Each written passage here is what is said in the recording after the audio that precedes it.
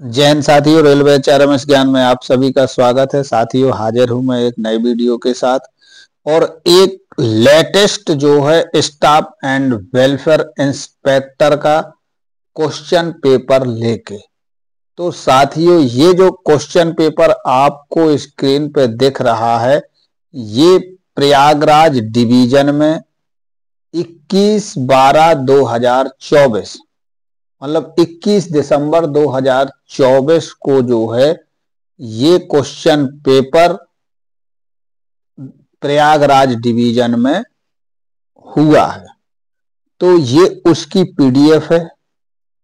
तो साथियों, ये क्वेश्चन पेपर जो है ऊपर इंग्लिश में है, नीचे क्वेश्चन और आंसर दोनों हिंदी इंग्लिश दोनों में आपको दिखेंगे।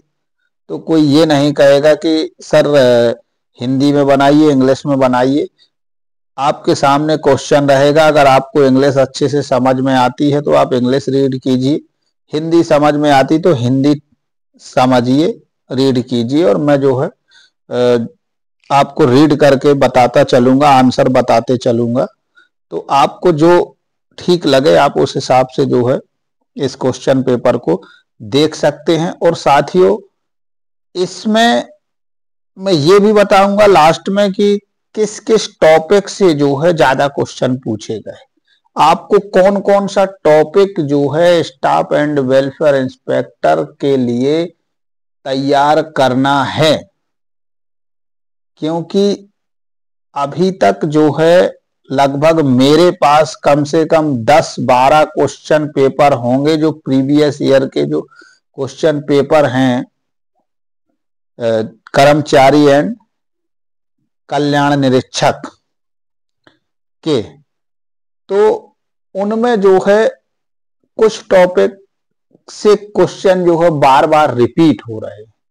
तो लास्ट में, वीडियो के लास्ट में हम उस पर भी चर्चा करेंगे कि आप कौन कौन से टॉपिक जो है जरूर कंप्लीट करें। तो साथियों, आज का वीडियो बिना देर किए स्टार्ट करते हैं। तो हम चलते हैं क्वेश्चन नंबर फर्स्ट पे।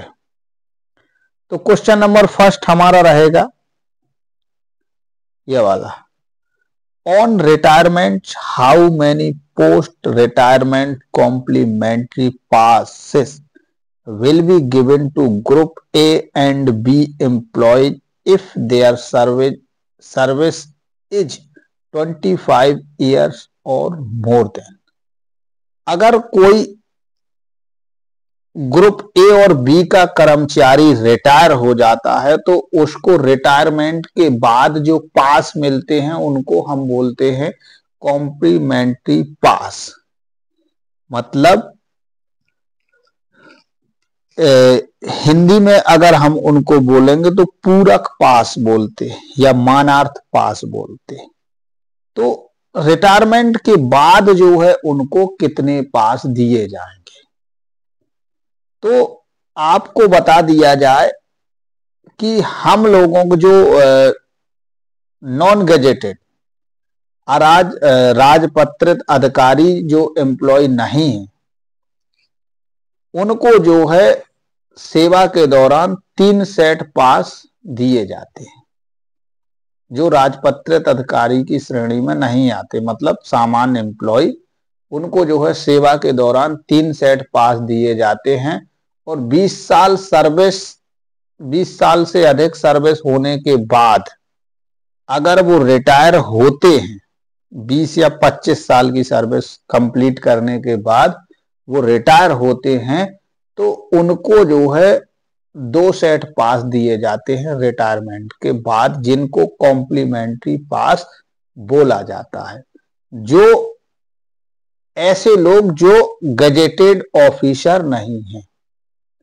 लेकिन साथियों, गजेटेड ऑफिसर जो हैं उनको जो है सेवा के टाइम पे जब वो सर्विस में रहते हैं तो उनको जो है 6 सेट फुल पास दिए जाते हैं, और वो भी ज्वाइनिंग से।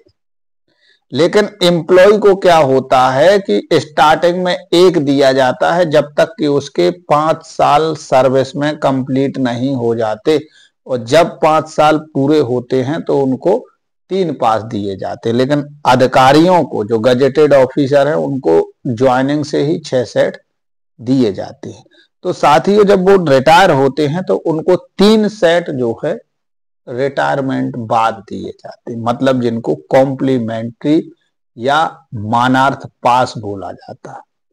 तो समूह ए और बी के जो कर्मचारी होते हैं उनको जो है 3 सेट पास, 3 सेट दिए जाते हैं। पहला क्वेश्चन क्लियर। और पहले क्वेश्चन में आपके आने और जो ये पास से संबंधित जितने भी जो है क्वेश्चन वो मैंने आपको क्लियर कराए। और साथियों आपको ये याद रखना है कि अब पास की वैलिडिटी 4 मंथ हो गई है, चाहे पास हो चाहे पीटीओ। पास पीटीओ की वैलिडिटी 4 मंथ हो गई है। और ये भी याद रखना है कि पीटीओ जो है चाहे वो अधिकारी हो चाहे वो अधिकारी ना हो, पीटीओ सभी को 4 सेट ही दिए जाएंगे और ज्वाइनिंग से ही 4 सेट सभी को दिए जाएंगे। पीटीओ ना तो अधिकारियों को ज्यादा मिलते ना एम्प्लॉय को, 4 सेट वो भी 4 मंथ वैलिडिटी के साथ। नेक्स्ट क्वेश्चन चलते हैं। सेकंड नंबर का क्वेश्चन है, which grade officer is empowered to make initial appointments in level 5 grade pay 2800 post, मतलब 2800 ग्रेड पे की कर्मचारी की नियुक्ति करने के लिए कौन से ग्रेड का ऑफिसर जो है एलिजिबल है, मतलब कौन सा ग्रेड पे का ऑफिसर जो है 2800 ग्रेड पे वाले की व्यक्ति 2800 ग्रेड पे वाले एम्प्लॉय की नियुक्ति कर सकता है, प्रारंभिक नियुक्ति। तो ये जो है बी वाला ऑप्शन राइट हो जाएगा, सीनियर स्केल मतलब वरिष्ठ वेतनमान। थर्ड क्वेश्चन चलते हैं। थर्ड क्वेश्चन चलेंगे। थर्ड है एसएफ ब्लैंक है is used for appointment of inquiry officer in a major penalty case. SF का उपयोग किसी दीर्घ शास्ति के मामले में जांच अधिकारी की नियुक्ति के लिए किया जाता है। तो इसमें जो है एसएफ 7 आएगा, ए नंबर का ऑप्शन सही हो जाएगा। एसएफ 7 का उपयोग जो है किसी दीर्घ शास्ति के मामले में जांच अधिकारी की नियुक्ति करने के लिए एसएफ 7 जो है फॉर्म जारी किया जाता है। नेक्स्ट फोर्थ नंबर का क्वेश्चन। फोर्थ नंबर का how many days of LHAP can be accumulated to an employee in his service life। किसी कर्मचारी को उसके सेवा जीवन में कितने दिनों का अर्ध वेतन अवकाश जमा किया जा सकता है। तो जमा करने के लिए कितना भी जमा कर लो, कोई उसमें जमा करने में क्या दिक्कत है। तो 80 में तो डी वाला ऑप्शन सही हो जाएगा, अनलिमिटेड। इसके बाद नेक्स्ट क्वेश्चन चलेंगे फिफ्थ नंबर का। फिफ्थ नंबर का क्वेश्चन रहेगा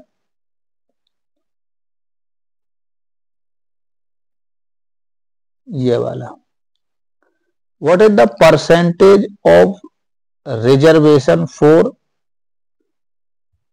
रिक्वायरमेंट अगेंस्ट स्पोर्ट कोटा। खेल कोटा के तहत जो है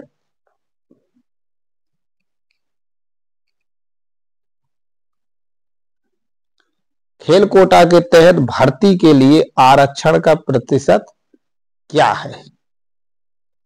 तो इसमें जो है खेल कोटा में कोई आरक्षण का प्रतिशत नहीं है। तो फिफ्थ नंबर का ए वाला ऑप्शन सही हो जाएगा। एक मिनट, ये जो है 0%, तो 0% जो है इसका आंसर सही हो जाएगा। नेक्स्ट चलते हैं। तो ये थोड़ा पीडीएफ ऐसे है कि इसको आगे पीछे मुझे करना पड़ेगा, क्योंकि एक ही पेज में जो है क्वेश्चन दे दिए गए हैं दो दो दो। 6 नंबर का क्वेश्चन चलते हैं। Medical classification for the post of ASM goods guard, traffic apprentice and cabin master is, मतलब ASM goods guard, traffic apprentice और केबिन मास्टर के जो पदों के लिए जो चिकित्सा वर्गीकरण है वो क्या है। तो इनका जो चिकित्सा वर्गीकरण है ये A2 होता है। बी वाला इसमें ऑप्शन सही हो जाएगा। अब साथियों इसमें एक क्वेश्चन और पूछा जाता है ज्यादातर कि एएलपी का मेडिकल कैटेगरी क्या होगी, चिकित्सा वर्गीकरण अब एएलपी। तो ये जो है एएलपी का हो जाएगा ऊपर वाला एएलपी। A1 जो है एएलपी के लिए और A2 जो है एएसएम हो गया, गुड्स गार्ड, ट्रैफिक अप्रेंटिस, इनके लिए है चिकित्सा वर्गीकरण। नेक्स्ट 7 नंबर का चलते हैं। 7 नंबर का क्वेश्चन रहेगा, if a pensioner die before exercising options of commutation of pension, family can be given the benefit of percentage of commutation। यदि पेंशन भोगी की मृत्यु पेंशन के कम्यूटेशन के विकल्प का उपयोग करने से पहले हो जाती है तो परिवार का कम्यूटेशन के परसेंट का लाभ दिया जाता, मतलब परिवार को कितने परसेंट कम्यूटेशन का लाभ दिया जाएगा। तो साथियों आपको बता दूं कि ज्यादातर अभी रिटायरमेंट के समय, और ये भी पूछा जाता है अभी की जो है रिटायरमेंट के समय कितने परसेंट कम्यूटेशन ले सकता है एम्प्लॉय, तो 40%। ये आपको याद रखना है, कई क्वेश्चनों में क्वेश्चन पेपर में पूछा गया है। और अगर कोई पेंशन भोगी, कोई कर्मचारी अगर वो कम्यूटेशन का विकल्प ही नहीं देता, मतलब उसकी जो पेंशन बनेगी, जो उसको सेटलमेंट का जो पैसा मिला उसमें कोई कम्यूटेशन, पेंशन में कोई कम्यूटेशन नहीं हुआ, तो फैमिली को क्या कम्यूटेशन मिलेगा, कुछ नहीं, मतलब उसको कोई प्रकार का कम्यूटेशन का लाभ नहीं मिलेगा। तो इसमें जो है 7 का डी वाला ऑप्शन सही हो जाएगा, नॉट एप्लीकेबल, मतलब लागू नहीं होगा। 8 नंबर का क्वेश्चन चलते हैं। 8 नंबर का क्वेश्चन रहेगा, an interruptions in the service of a railway servant shall lead to forfeiture of this past service except in which of the following cases। निम्नलिखित में से किस मामले को छोड़कर किसी रेलवे कर्मचारी की सेवा में रुकावट आने पर उसकी पिछली सेवा जब्त कर ली जाती है। ए नंबर का ऑप्शन दिया गया है, ऑथराइज लीव ऑफ एब्सेंस, अनुपस्थिति की अधिकृत छुट्टी, अनुपस्थिति की अधिकृत छुट्टी, अनुपस्थित रहना। निलंबन, जिसके तुरंत बाद बहाली होती है। फिर सी वाला है, एक पद से दूसरे पद पर स्थानांतरण के दौरान कार्यभार ग्रहण करने का समय। तो इसमें डी वाला ऑप्शन सही हो जाएगा। इन सभी के कारण कर्मचारी की सेवा में रुकावट आने पर उसकी पिछली जो सेवा है वो जब्त कर ली जाती है। नेक्स्ट क्वेश्चन चलेंगे हम, 8 हो गया, 9 पे चलते हैं।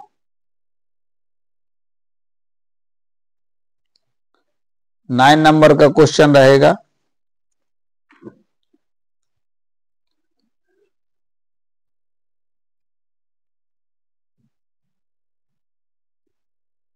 नाइन नंबर का क्वेश्चन देखेंगे हम। Additional duty, additional duty allowance will be admissible only if the additional charge is held for a period exceeding days। मतलब अतिरिक्त प्रभार भत्ता तभी स्वीकार होगा जब अतिरिक्त प्रभार डैश दिनों से अधिक की अवधि के लिए रखा हो। तो मतलब इसमें ऑप्शन जो ये 45 डेज, मतलब अतिरिक्त प्रभार भत्ता तभी स्वीकार होगा जब अतिरिक्त प्रभार 45 दिनों से जो है अधिक की अवधि के लिए रखा हो। इसमें ऑप्शन बी जो है सही हो जाएगा। 10 नंबर का क्वेश्चन, 10 वाला क्वेश्चन चलेंगे। What is the relaxation of age limit for direct requirement for SC/ST candidate. SC/ST candidate के लिए जो एज की छूट मिलती है डायरेक्ट रिक्वायरमेंट में वो कितने ईयर है? तो जो है 5 साल की छूट मिलती है। तो डी वाला ऑप्शन आपका सही हो जाएगा 5। 11 नंबर का क्वेश्चन हो जाएगा, for encasement of leave salary minimum leave balance should be how many days. Leave encasement के समय अवकाश वेतन लेने के लिए न्यूनतम कितने दिनों का अवकाश खाते में होना अनिवार्य है? इसमें जो है ए वाला ऑप्शन सही हो जाएगा 30 डेज। इसके बाद हम 12 नंबर का क्वेश्चन चलते हैं। 12 नंबर का क्वेश्चन रहेगा, in the NPS how much of the corpus can be withdraw as a lump sum of retirement. मतलब एनपीएस में सेवानिवृत्ति पर पेंशन कोष का कितना हिस्सा एक मुश्त निकाला जा सकता है? तो 60% निकाला जा सकता है। एनपीएस में आपने देखा होगा कि आप जो है 60% जो है आप पेंशन कोष का जो हिस्सा रहेगा वो आप निकाल सकते हैं। 40% आपका जमा रहेगा, उसका इंटरेस्ट आपको फिर पेंशन के रूप में मिलेगा। 13 वाला को क्वेश्चन देखेंगे, what minimum period gap is required between one increment and another increment.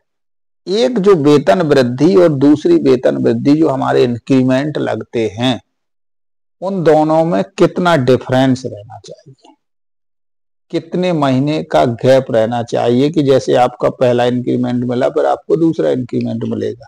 तो साथियों इसमें जो है 6 मंथ का गैप होना चाहिए। ए वाला ऑप्शन आपका सही हो जाएगा। लेकिन अब आप कहेंगे कि पहले जैसे हम जुलाई में ले लें इंक्रीमेंट और इसके बाद हम जनवरी में ले लें इंक्रीमेंट, तो ऐसा नहीं है। ये क्या है कि साल में इंक्रीमेंट एक ही बार दिया जाता है। अब जैसे बोला जाए कि कोई व्यक्ति का प्रमोशन जो है सितंबर में हो गया तो उसका फिक्सेशन जो है सितंबर में हो गया उसका सितंबर में। अब वो उसको भले ही जो है वो जनवरी में उसका इंक्रीमेंट हर बार लगता है, अगर उसका सितंबर में फिक्सेशन हुआ है तो उसको जुलाई में ही इंक्रीमेंट दिया जाएगा। तो मतलब ये है कि 6 मंथ का जो है अंतराल रहना चाहिए। नेक्स्ट चलते हैं 14 नंबर पे।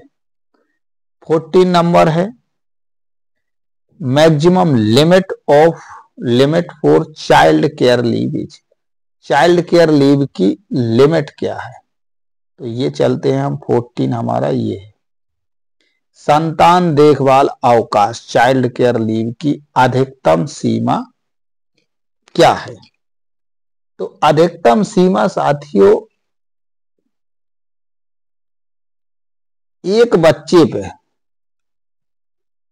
बच्चे पे जो है 365 दिन की छुट्टी दी जाती है।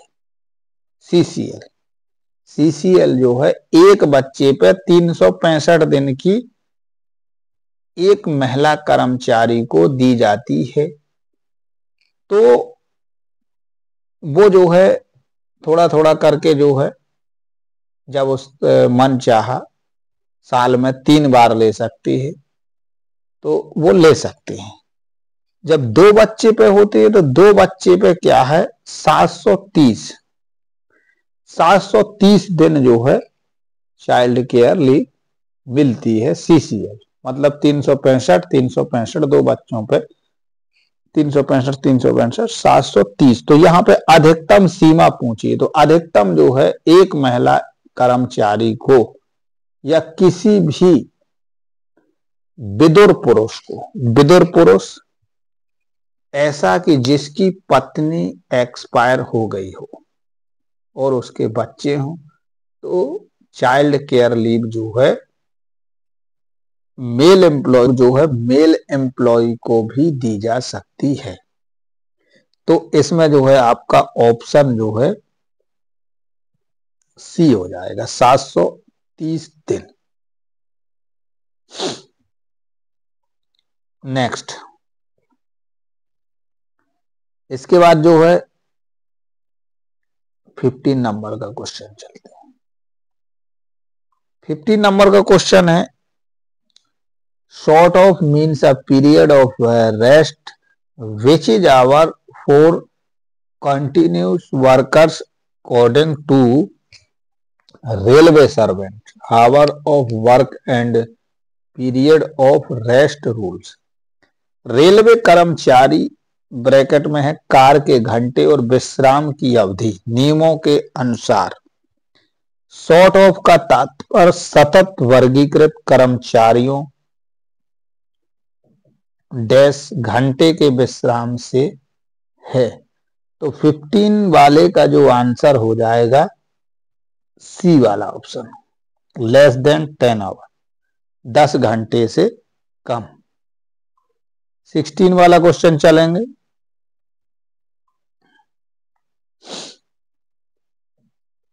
In man power planning the percentage prescribed for the surrender of post in financial year 2022 से 23 was मतलब जनशक्ति नियोजन में वित्तीय वर्ष 22-23 में पदों के अभ्यरण हेतु निर्धारित प्रतिशत था। तो 16 का जो है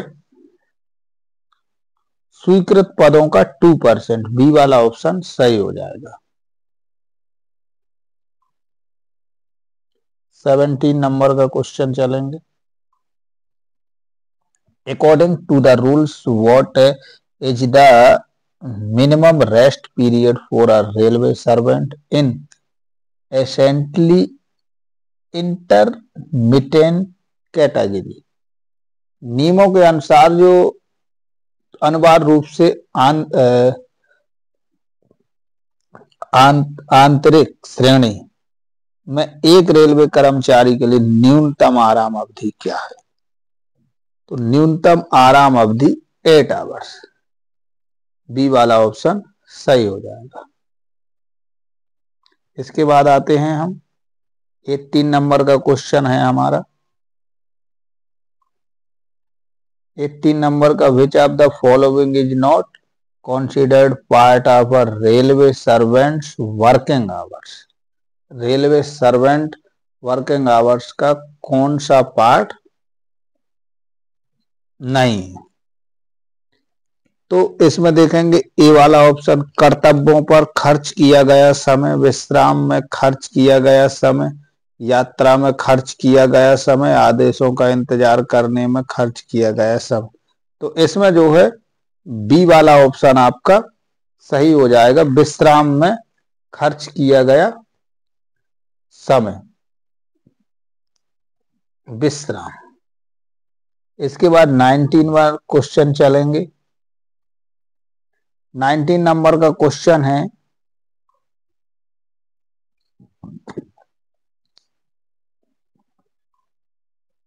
ये 19 वाला क्वेश्चन रहेगा आपका, composite transfer grant is admissible in case of mutual transfer, inter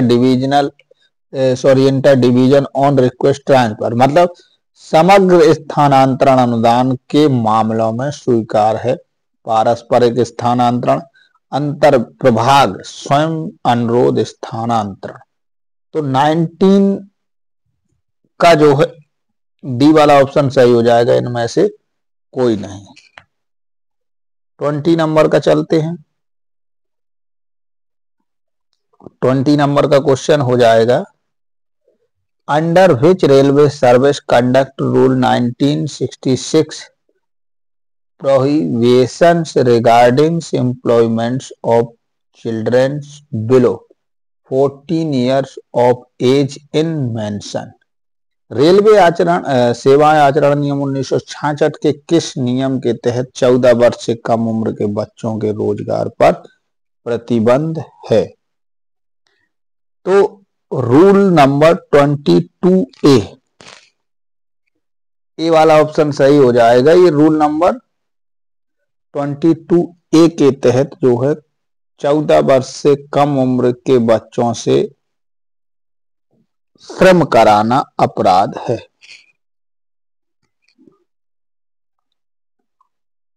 21 चलते हैं।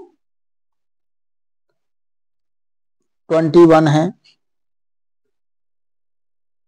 The total working hour of a railway servant in a week should not exceed how many hours according to the railway servant hours of work and period of rest rule।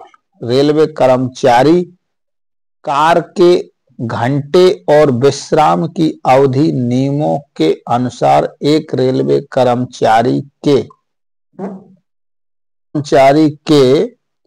कुल कार्य के घंटे एक सप्ताह में कितने घंटे से अधिक नहीं होने चाहिए? तो ऑप्शन सी इसका आंसर हो जाएगा, 48 घंटे से अधिक नहीं होना चाहिए। 22 नंबर का क्वेश्चन है, for railway servant rest intervals during working hours are considered as parts of working time if they last less than।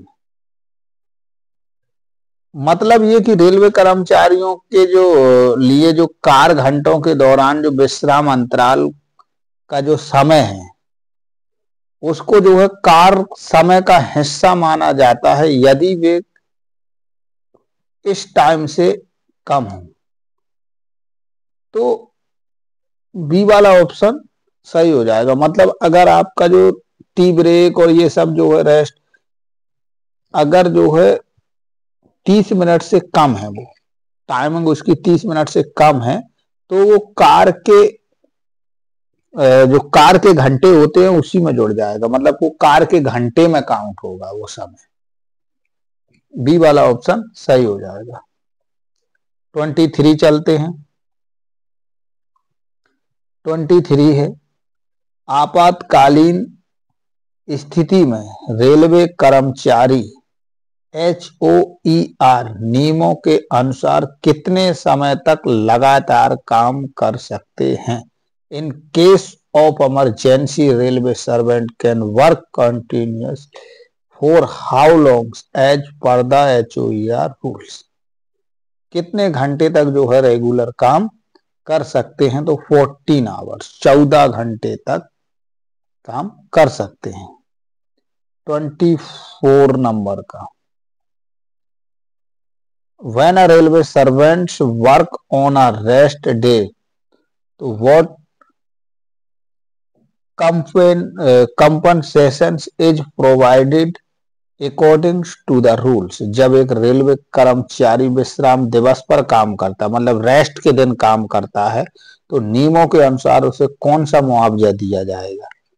तो देखो, ओवर टाइम वेतन तो दिया नहीं जाएगा, अवकाश मुआवजा भी नहीं दिया जाएगा, डबल टाइम वेतन भी नहीं दिया जाएगा, मुआवजा विश्राम दिया जाएगा, एक रेस्ट दिया जाएगा जिसको हम डीआर बोलते हैं, ड्यू रेस्ट, वो जो है दिया जाएगा। 25 नंबर का क्वेश्चन देखते हैं। The railway service conduct rules 1966 apply to which category of employ. Railway आचरण नियम 1966 किस श्रेणी के कर्मचारियों पर लागू होते हैं। तो 25 इसके जो ऑप्शन है ये रहेगा, ये जो है केवल स्थायी कर्मचारी, केवल अस्थायी कर्मचारी, सभी रेलवे कर्मचारी, केवल पर्यवेक्षी कर्मचारी। तो सभी रेलवे कर्मचारियों पे जो है लागू होते हैं। 26 नंबर का क्वेश्चन चलते हैं। 26 नंबर का है, who among the following is not eligible for family pension. Family pension के लिए जो है कौन पात्र नहीं है। ए वाला देख लेंगे, unmarried daughter above 25 year age, मतलब अविवाहित पुत्री है, अगर पुत्री की शादी नहीं हुई है और वो 25 साल एज से, चाहे तो वो छोटी हो चाहे बड़ी हो, वो पेंशन की हकदार है। इसका मतलब ए वाला ऑप्शन हमारा गलत है। बी वाला देखेंगे, unmarried son above 25 year of age, अगर कोई अविवाहित पुत्र है और 25 साल से ज्यादा उम्र का है, तो वो जो है पेंशन का, फैमिली पेंशन का हकदार नहीं है। सी वाला तलाकशुदा डॉटर्स, मतलब तलाकशुदा पुत्री या विधवा बेटियां।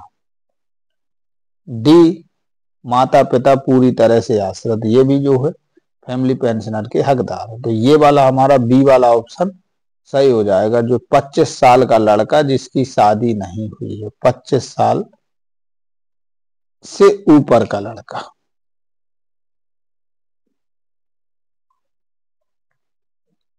तो 27 नंबर का क्वेश्चन चलते हैं। 27 का, which of the following statement is oblique are true about LDCE and GDCE examination. Selection through LDCE is based on merit only. Second number का पॉइंट है ये, selection through GDCE is based on merit as well as seniority. मतलब ये LDC और GDC की परीक्षा के बारे में कौन से कथन सत्य हैं। LDC तो फर्स्ट दिया है हमारा, LDC के माध्यम से चयन केवल मेरिट पर आधारित है, और सेकंड दिया है GDC के माध्यम से चयन योग्यता के साथ साथ वरिष्ठता पर आधारित है। तो इसमें जो है ऑप्शन आपका 1, LDC के माध्यम से चयन केवल मेरिट पर आधारित है। तो ये वाला ऑप्शन जो है आपका केवल 1, ओनली 1, ये वाला ऑप्शन आपका सही हो जाएगा। नेक्स्ट चलते हैं 28 वाला। 28, according to the railway service conduct rule 1966, a railway servants can take part in which of the following। ये 28 का क्वेश्चन हो जाएगा। रेलवे सेवाएं आचरण नियम 1966। तो साथियों इस क्वेश्चन पेपर में रेल सेवा आचरण नियम 1966 के बारे में सबसे ज्यादा क्वेश्चन पूछे गए हैं। के अनुसार एक रेलवे कर्मचारी निम्नलिखित में से किस में भाग ले सकता है? ए नंबर का हो जाएगा पॉलिटिकल एक्टिविटीज, राजनीतिक गतिविधियों में। बी नंबर का स्ट्राइक एक्टिविटीज, हड़ताल गतिविधियों में। सी नंबर का रेलवे मामलों पर सार्वजनिक चर्चाओं में। और डी नंबर का उपरोक्त तो सभी में से कोई नहीं। तो साथियों रेल सेवा आचरण नियम 1966 के अनुसार कोई भी रेल कर्मचारी राजनीतिक गतिविधियों में भाग नहीं ले सकता, हड़ताल में भाग नहीं ले सकता, रेलवे मामलों पर सार्वजनिक चर्चाओं में भाग नहीं ले सकता। इसका मतलब ऑप्शन आपका डी जो है सही हो जाएगा। 29 नंबर का क्वेश्चन चलते हैं। As per the railway service conduct rule 1966 what is the maximum period a railway servant can remain absent without leave? Railway सेवा आचरण नियम 1966 के अनुसार जो है एक रेलवे कर्मचारी बिना अवकाश के अधिकतम कितने दिन अनुपस्थित रह सकता है? तो 7 दिन।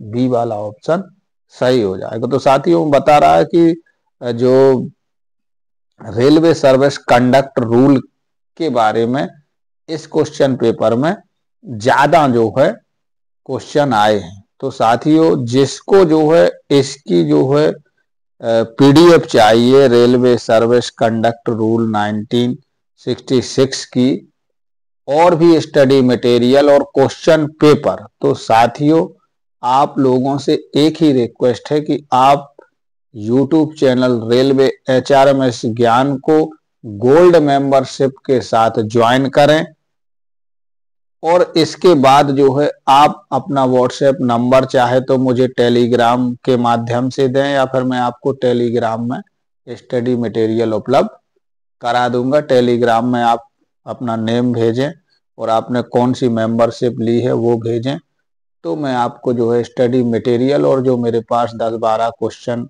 पेपर हैं प्रीवियस ईयर के वो जो है उनकी पीडीएफ आपको उपलब्ध करा दूंगा। तो साथियों 29 नंबर का बी वाला ऑप्शन सही हो जाएगा।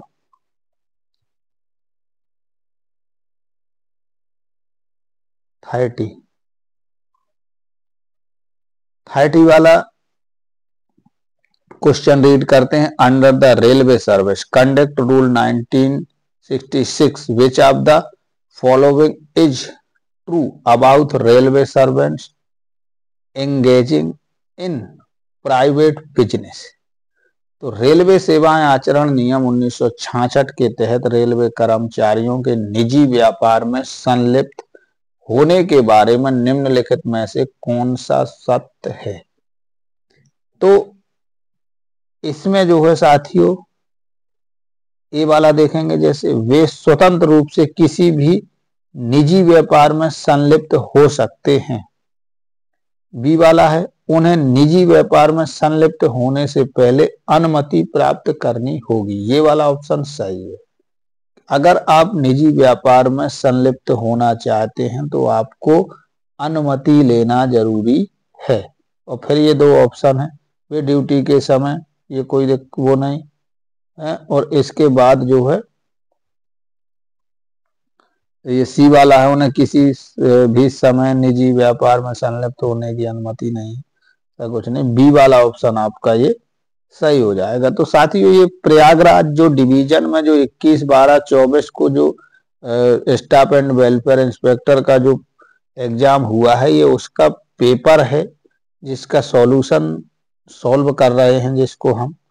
तो साथियों ये 30 क्वेश्चन हुए हैं अभी इस वीडियो में, क्योंकि टाइम लगभग 40-42 मिनट का वीडियो होने जा रहा है। तो इसको क्या थोड़ा ज्यादा एक्सप्लेन करता या हिंदी इंग्लिश दोनों में थोड़ा थोड़ा रीड कर देता, तो उस वजह से टाइम ज़्यादा हो जा रहा है। तो साथियों, ये मुझे लग रहा है 2-3 भाग में बनेगा, तो ये भाग आपका फर्स्ट रहेगा, तो इसको आप देखें। और जो डाउट हो जिस क्वेश्चन में, जो समझ में ना आ रहा, वो उसको आप कमेंट करके मुझे बताएं। और साथियों, ये जरूर बताएं कि वीडियो आपको कैसा लगा, और आपको स्टडी मटेरियल चाहिए तो भी आप मुझे कमेंट करके बताएं, मैं आपको स्टडी मटेरियल उपलब्ध कराऊंगा। तो साथियों, आज के वीडियो के लिए विदा लेता हूं। नेक्स्ट वीडियो में बहुत ही जल्दी आप लोगों से फिर मुलाकात होगी। तब तक के लिए अशोक कुशवाहा का प्यार भरा नमस्कार। जय हिंद।